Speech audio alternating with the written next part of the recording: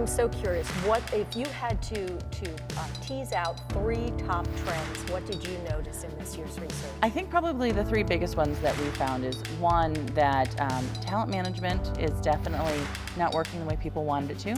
So we're seeing about 30% of organizations overall planning to either evaluate or change in the next 12 to 24 months their current talent management primary system and or their learning and development or learning and recruiting systems. Really? Wow. Yeah, so we were quite. That's big. It's huge, yeah, and they only have had them for on average about 5 years. Really? So we're not talking about the longest running, applications in place. Payroll can be in place for 9 years, Sure. core HMS is for 10 years. These have only been in place for 5 years, which means that they're not getting out of them what they want. Yeah, so that's a big one. That is a big one, and we're going to get to the next 2 in a moment. I'm curious. We had a lot of focus on integrated talent management several years ago.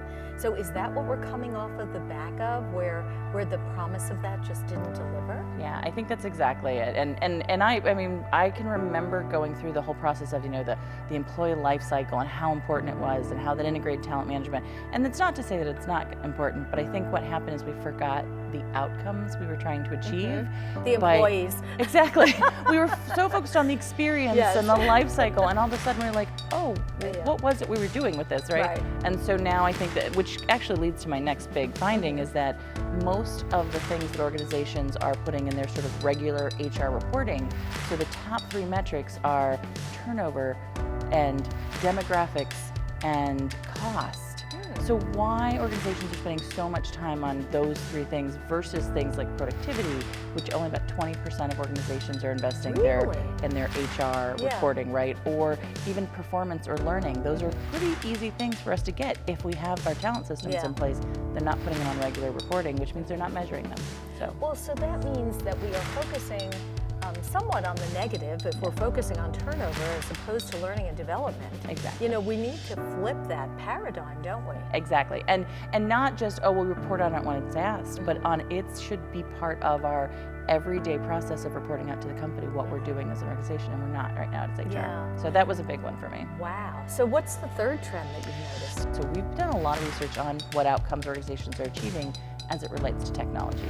And the thing that keeps coming up over and over again is that it doesn't matter what technology you have, but how you implement it and how you use it going forward. And I know that sounds pretty simple, but we have some very prescriptive things that we found in the research this year about what ways you can do different types of change management and how you can think about an HR system strategy, and really what's important about how your organization sees HR. So just being seen as a strategic business partner aligns very closely to business outcomes.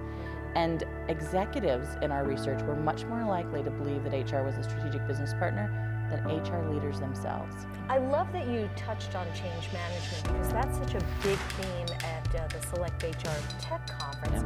We are very focused on, what does it look like after the buy?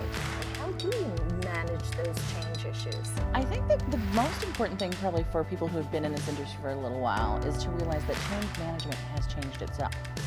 When I first got into HR technology and doing implementations, the idea was you did a change management effort for a project.